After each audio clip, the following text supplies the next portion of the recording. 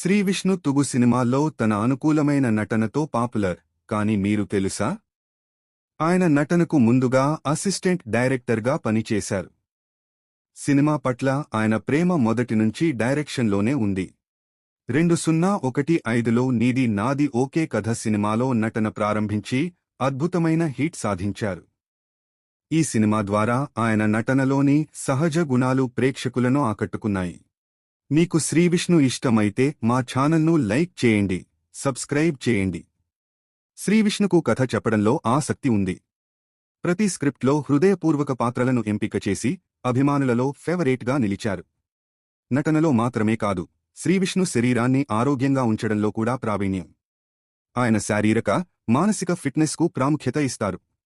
శ్రీవిష్ణు కేవలం విజయవంతమైన నటుడే కాదు, ఒక మంచి మనిషిగా కూడా గుర్తింపు పొందారు. సామాజిక కారణాలపై అవగాహన పెంచేందుకు ఆయన తన ప్లాట్ఫామ్ని ఉపయోగిస్తారు.